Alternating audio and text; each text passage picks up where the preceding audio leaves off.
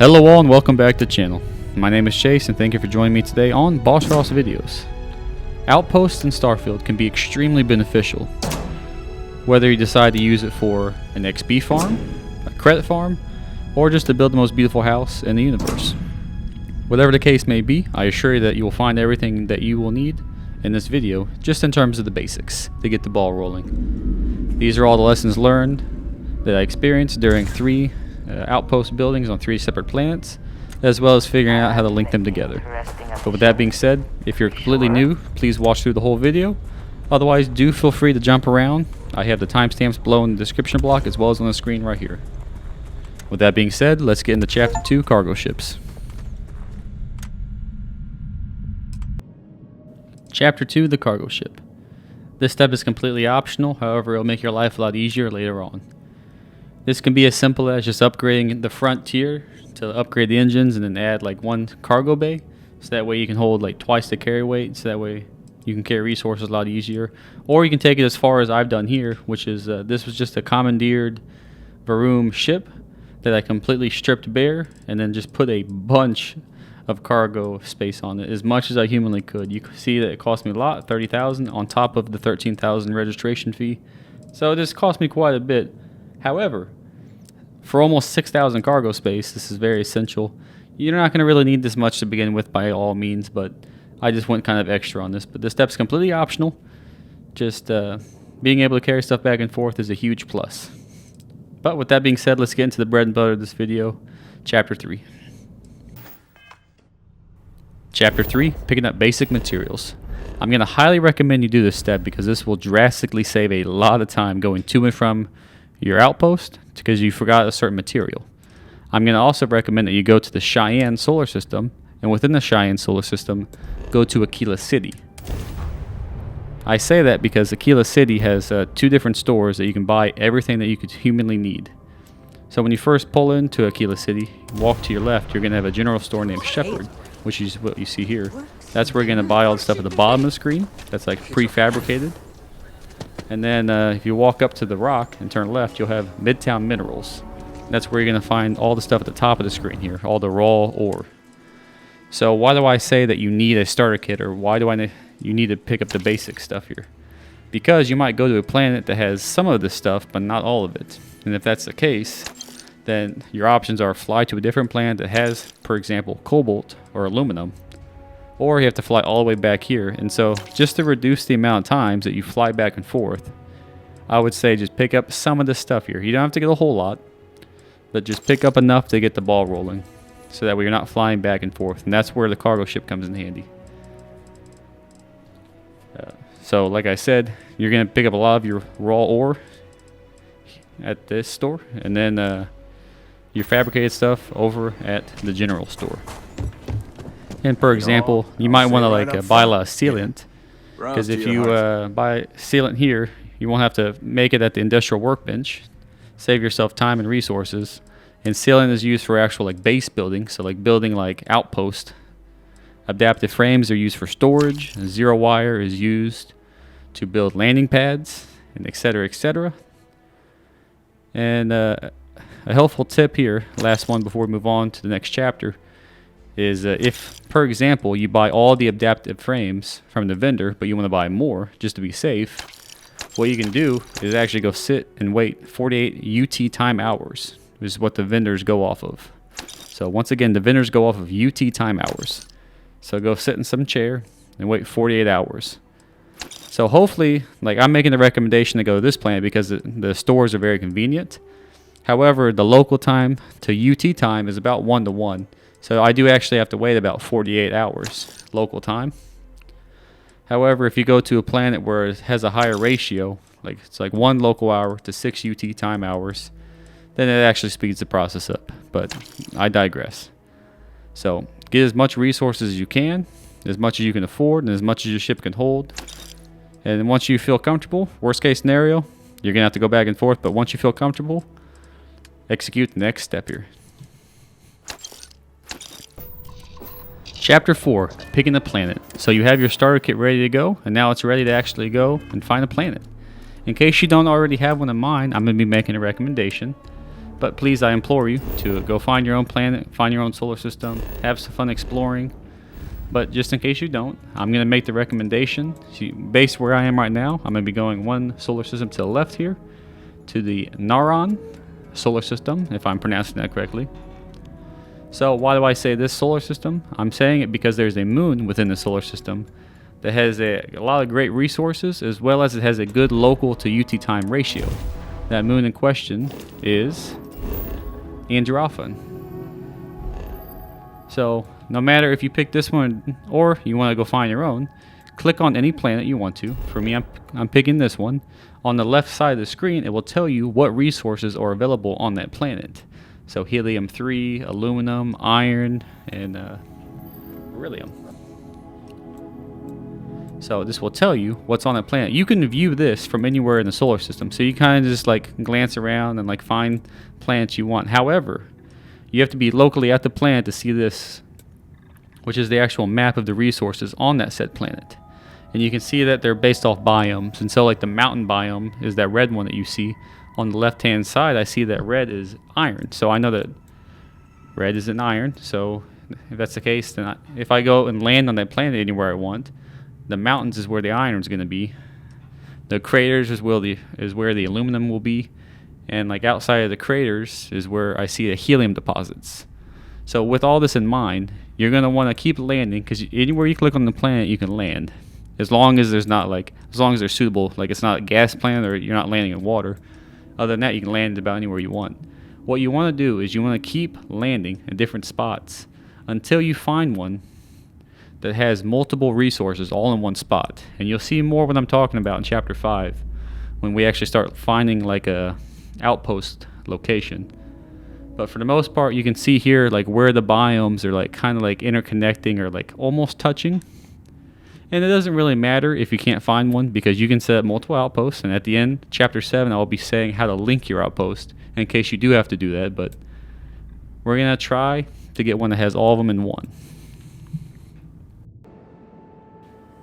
Chapter 5. Where to build your outpost once you land on the planet. So, as stated in 4, you're going to want to try to land somewhere that has multiple biomes.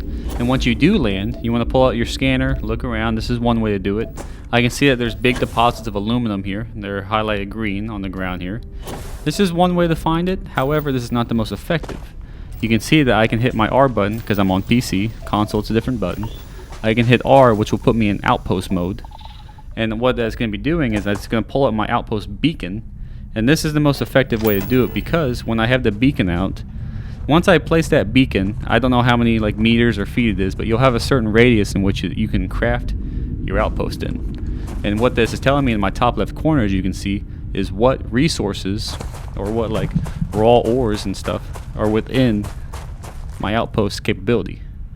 So if I put the outpost down right here, I'll have aluminum as well as helium, in which I can put my extractors on and I can farm those resources. So what I was talking about is like landing at multiple different spots is you want to keep flying and like landing. You can do it over and over again, where like you go back out to orbit and like land somewhere else that kind of like has biomes interconnecting. You want to do this until you find one that you're happy with, other from a decor standpoint, where you think you like the aesthetic of it, if that's what you're going for. However, if you're going for strictly like money or experience, you can see that I'm going to be picking somewhere where the biomes are very close together. And when I do that, I'm finally going to be able to get one where I have multiple different resources all within one outpost. As you can see here, I have beryllium, iron, aluminum, and helium all in one outpost. This will take trial and error, so just keep flying and landing until you find one, or just build 2 outposts on the same planet, or you can connect. I have at the end of this video, you'll see I will link 3 different outposts, because I need an outpost that has copper. There's no copper on this planet. And so linking outposts is perfectly fine, but I would say just take your time and try to find one. Find an outpost on a planet that like has multiple biomes or split biomes, because it will make it a lot more effective, and you'll have to build less outposts and connect less outposts, which just makes your life easier. But with that being said, let's get into the actual building.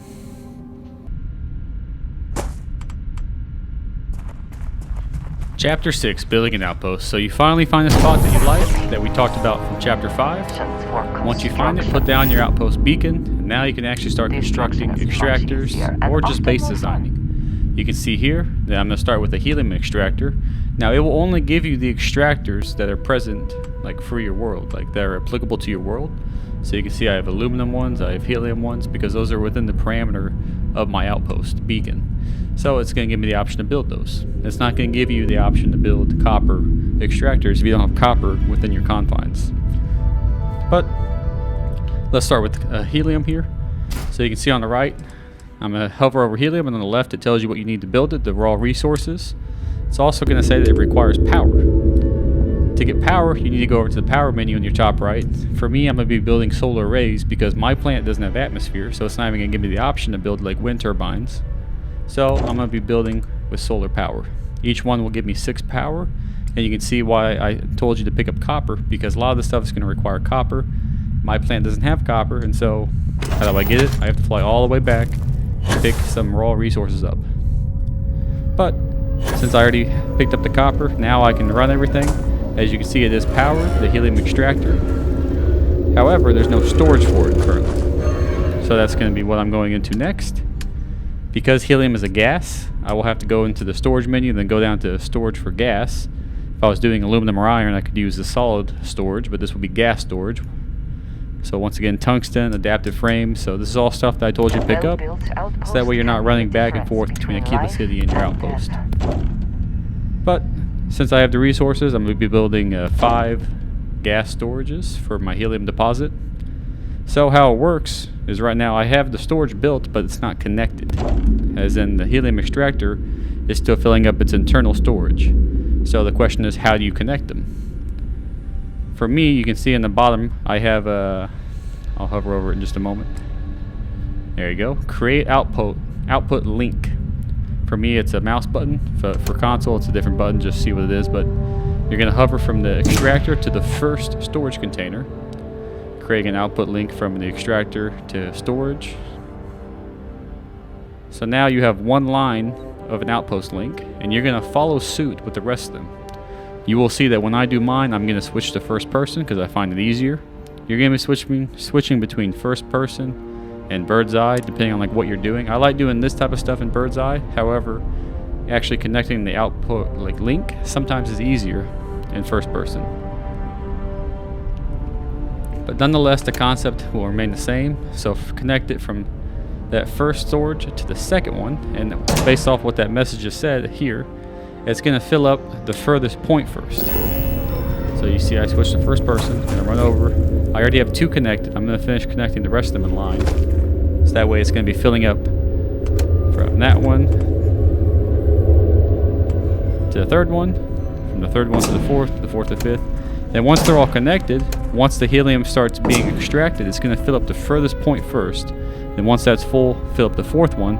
Then once the fourth one's full, so on, so on, and so on, until you run out of space, and then they're just not going to extract it anymore until you use some. So you can see here that it's starting to fill up this very last one in line. Like I said, I have 3. And what we're going to be going over next is actually a pretty useful resource, which is all of the extractors on your planet go off of UT time, just like the vendors do. So what does that mean? Same thing with the vendors. Craft a bench, which just takes iron and aluminum, like most things. And the reason why I like this plant so much is that it has about a 1:6 ratio from local time to UT time that you'll see here. So if you wait 24 local hours, that's actually about 140 UT time hours. And that 140 UT time hours is what your machines are going to be operating off of. So that's why I said this planet's a good choice. So as you saw previously, I had 3 helium. Now I'm going to wait 24 in-game hours.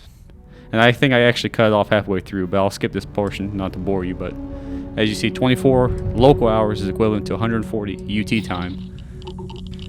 Using this system with like iron or aluminum or like any resource is how you stockpile all these resources, and then in your industrial workbench you can use those said resources to craft certain items, and that's how you get XP, and then sell those, and then you make credits, and then so on and so on. So this is the basic principle that you're going to use for all of your machines, from building the extractor, build this power to power the extractor, and then build storage for the extractor, and then establish your output links. Step 1, 2, and 3. Just follow suit no matter what resource you're doing or what you decide to do. And if you'll see what I do here in a moment is build more extractors, you can funnel them all into that first one, into the first storage unit, and then go on. However, mistake number 1, and this is the biggest mistake I made my entire build, was building these generators that run off helium. I thought that because I have helium deposits that I could run these generators, and it was my ignorance because maybe I didn't do the research or what, but I thought that this was a foolproof idea because each one of these generators you see produces 20 power. And so I know that I'm going to be mining aluminum, tungsten, iron, and then helium with several extractors for each one. So I know that I'm going to need a lot of power, and so I figured that the generators would work just fine. However, I don't know if it was a bug or I don't know if it's just me being a goofball, but once I built 4 more helium extractors, which you'll see in a little bit, even with those helium extractors, once I had the farm fully up and going with all of the extractors from the iron, tungsten, and etc., I was barely breaking even with just powering the generators. And even then, sometimes one of them would cut off, which would cut off some of the extractors. So it's either that the generators are just really hungry for helium, or I did something wrong. So I would say, just for simplicity's sake, just use the solar arrays, which is what you'll see me do actually later. I build the solar arrays, I build a whole bunch of them, and then I get rid of the generators. So this was one of the biggest steps that I kind of wasted time on. And so, I mean, if you know a way that I could have done that better, please let me know down in the comments. But for now, I'd say just use the solar arrays. It's maintenance free, it's nice and easy, and you can build them along the parameter of your outpost, so it's not too ugly. So realistically, it's not that bad just to build a bunch of solar arrays. And once you understand the concept of building the extractor, making sure it's powered, and then building storage for it, whether that be solid for aluminum and iron or gas for helium, go ahead and do that for the rest of the resources that are within your outpost's capability. For me, I'm going to be doing aluminum right now. Next, I'll do the beryllium and then iron. And then once all of those are done, you can start working on your actual base.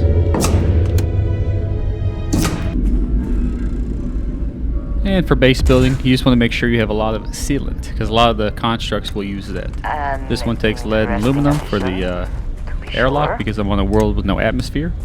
And then for the actual pods, it takes sealant again, but this time iron and aluminum. So that's why I'm saying to pick up a lot of stuff, because my outpost produces iron and aluminum. However, yours might not. So it's a lot safer just to pick it up now. And different habitation pods will require different materials. Lead and aluminum, like you see here, and then they're all different. As well as you're going to see that I'm going to try to put a landing pad so that way my ship can land. However, I don't have enough adaptive frames. Luckily, adaptive frames can be built at an industrial workbench using iron and aluminum, which my farm produces. And so you'll see that I'll get to that in just a moment, right after I decorate my house, now that I can take off my helmet.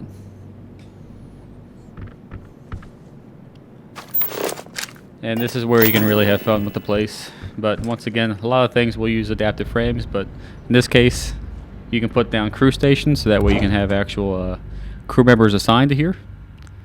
This takes nickel, iron, and aluminum. And so you can see my farm doesn't produce nickel, and so I would have had to fly back if I wanted one of these. So that's why that starter pack is so important. Just get you base stuff, and you can just kind of have some fun in the initial get-go.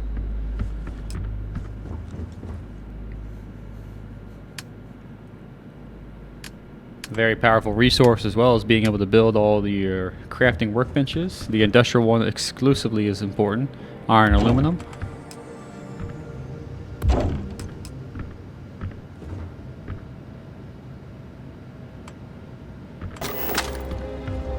Now getting back to the subject at hand, I need adaptive frames. And so adaptive frames require aluminum and iron.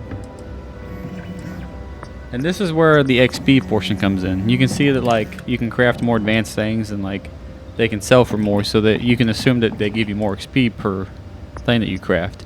The adaptive frames are very easy to mass produce because it requires 1 iron and 1 aluminum. And how I already addressed that the resources here, that the extractors, they run off UT time. So if I were to craft, I could craft 68 right now of the adaptive frames. However, we could do way better than that. How? Just wait. Because the extractors go off UT time, if I wait on this planet, I have a 1:6 ratio, and so for every local hour, 1 local hour is 6 UT time hours. So you'll see me wait. I believe I'm going to do the full 24. 15 hours is perfect. 87 UT time. And if I go to the actual storage containers, you can see that even though I just built them, they're almost full entirely. 67, 133, 133, 133, 120. So in just a matter of a couple like real in-game minutes, I was able to max that out just by waiting because they go off of the UT time. So now that I have plenty of aluminum and iron, now I can mass produce those adaptive frames. And this is what people do for XP farms, more or less, is that now I can make hundreds of these. And so if I can make 99 at a time, each one of these is going to give me a 1 XP per one, so I get 99 XP. And I can just keep doing that over and over and over again. And this is by no means an exploit, I'm just farming it. So this is a way that the game is intended to be played, as like a little completely legit XP farm. And as you get more into like the advanced recipes, they'll give you more XP per one. That's just one of the most basic ones that you can build, and one of the more simple ones.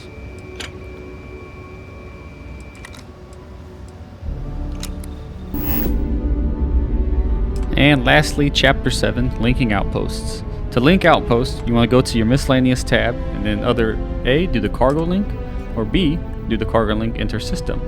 What's the difference? The cargo link is used within the same solar system. However, the cargo link inter-system will be used outside the solar system. So if I have 1 outpost in Cheyenne and 1 outpost in Sol, that's 2 separate solar systems, so that I'd have to use the inter-system cargo links. And to use those, you have to have a fuel source, so helium. If you're just moving cargo like within the same solar system, just from different planets, then you can just use the cargo link. However, because I have a helium excess here, I'm going to be using the inter-system one. You could very easily get by without using it though if you don't have a helium deposit on your planet, because you can just use solar power, and then you can use just a cargo link and just keep everything within the same solar system for simplicity's sake.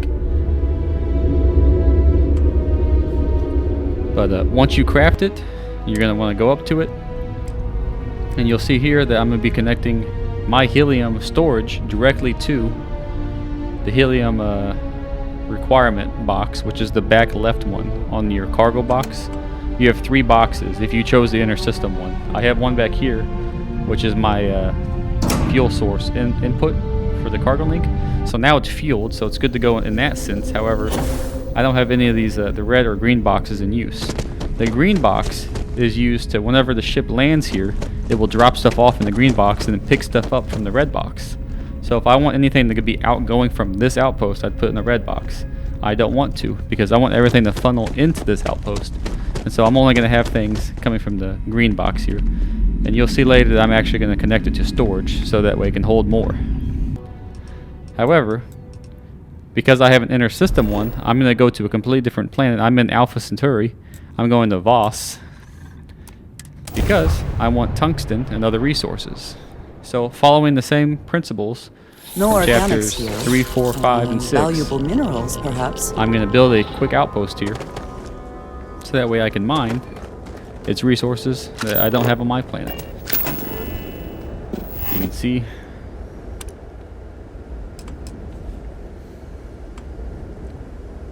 I'm going to first build a landing pad because I'm fancy and I want my ship nearby.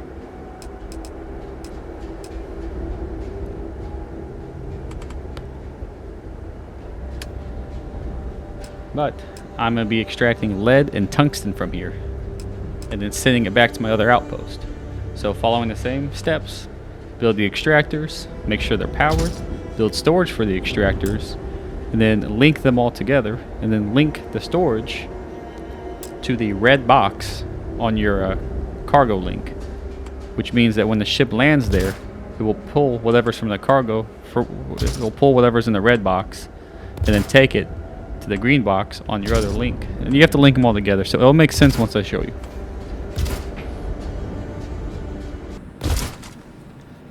So building a little shelter here, as well as building some resources. You have to have these reactive gauges to build your cargo links. They take aluminum and copper. And once you have the resources, build your cargo link. For me, because it's outside the solar system, I'm going to be building another inter-system cargo link, which will require fuel. And you'll see that because this planet doesn't produce fuel, that I have to get creative on how you power it. But first, the outgoing. So from my actual extractors and the storage that I have set up on this planet, I'm going to connect it to the red box, which means that when the ship lands, it will pick up whatever's in the red box and take it over to the green box on another planet. But like I was talking about the fuel source, I'm going to make some gas storage cylinders here, so that way I can fill these up with helium and then connect it to the fuel source for the cargo link, so that way they maintain being fueled. And then what I end up doing a little later as well is on my main base, I'm going to actually send some helium out to these bases, because these bases don't produce their own helium, so that way they can get a steady supply of it. However, these bases are mainly used to send stuff to the main base that I can't produce on that main base planet.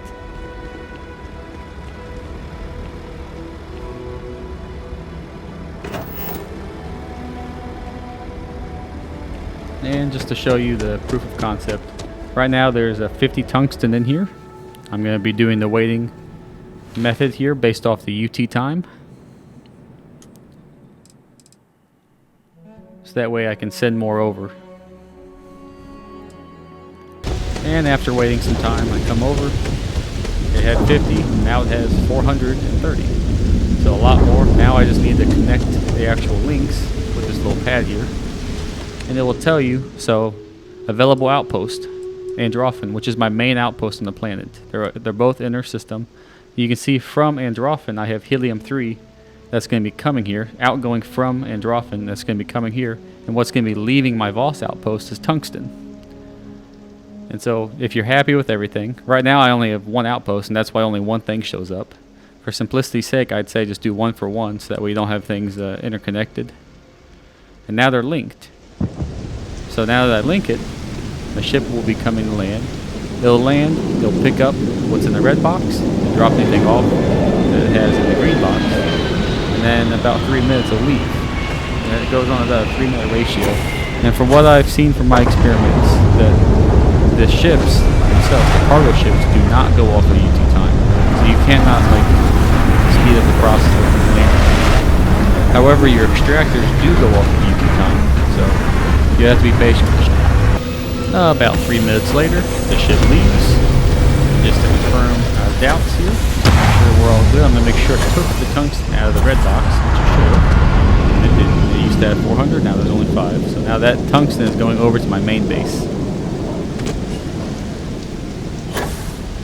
Now for my next outpost, because I want copper, I'm going to be going within the same solar system of this one. I'm going to a planet called Zamka, because it has a whole bunch of resources, but what I mainly want is copper.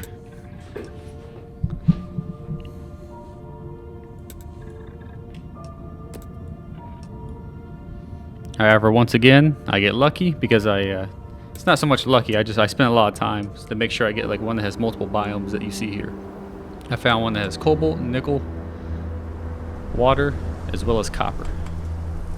Copper was the main one I wanted because it's used in quite a bit, but so are the others. So now that I have that, I follow the same principles from this video, from chapters 3, 4, 5, and 6. I build all the extractors, make sure they're powered, get the storage going, get the cargo link, build a little outpost. This one has an atmosphere, so I can actually use wind turbines, which uses cobalt, aluminum, and nickel. And you just follow suit. So this is the same process. Same process as the other outpost. You're just going to be, I'm building all these outposts, and I'm going to be sending them to my main outpost. Because I have so much iron and so many other resources, I'm able to do a lot more here in terms of storage and capacity. However, it is at this point that I remember that on my main base, I don't have storage for the cargo links that are incoming. So you'll see that I'm building storage now for solid material. And I'm going to be connecting it to the green box of my cargo link, which is going to the other planet. Attempting to connect to the green box. I need to go to the red box. There we go. And now, all that tungsten that's coming from the other planet go from the green box into the storage container so that I can store more. So once that's done, now I build the cargo link on my new planet that has the copper and all the other resources. I connect all of the storage containers to the red box, which is once again the outgoing box, and that will take all of them to my main planet. And once again, to make it nice and simple, I build a gas storage container. I'm going to fill it with helium and then connect it to the fuel source required for intersystem connections. Back on my main planet, I'm building a second cargo link, so that way I can connect this one to my second outpost. And then once again, I'm just building storage, so that way whenever the ship lands, it can drop off all that copper, nickel, and all the other resources. And I can stockpile it here on this one station. And that's really going to be about it. So just follow these principles, whether you're going to do it inter-system and do a regular cargo link, or you're going to do it inter-system like I did and do this massive operation. I'm only like level 12, and so I did all this relatively low level. I don't have any points into outpost engineering. I only researched very, very minimal stuff. Like I built that fabricator there that you see. That's one of the, I'm not even using it though, but this is just a very, very, very basic guide into outpost building. Once you get more sophisticated, you can start doing it so your storage that you have goes to a fabricator, and you can have it auto-fabricate a certain piece of item. And then from the fabricator, let's say that I have my aluminum and iron deposits go into the fabricator. The fabricator can automatically make adaptive frames, and from those adaptive frames you connect it to a warehouse, and now it's just going to a warehouse, and then etc, and then you can create like whole like supply chains, and then that's where like the real money and experience comes from. As well as you can do a zoologist type stuff, or like a botanist type stuff, and do like cultivate animals if you're on a planet with animals or plants, etc. I don't know too much about the domain because once again, I'm still a beginner. This is a basic guide, but this should help you get the ball rolling in terms of getting outposts linked together, how to find good planets, how to find the best spots on those planets, and hopefully this helped you in any sort of way. So that being said, that will conclude this video. Hopefully you learned something. If you did, like I said, like, subscribe, leave things down in the comments. If you have questions, I'll try to get them answered. But without further ado, thank you for watching, and I hope you all have a beautiful rest of your night.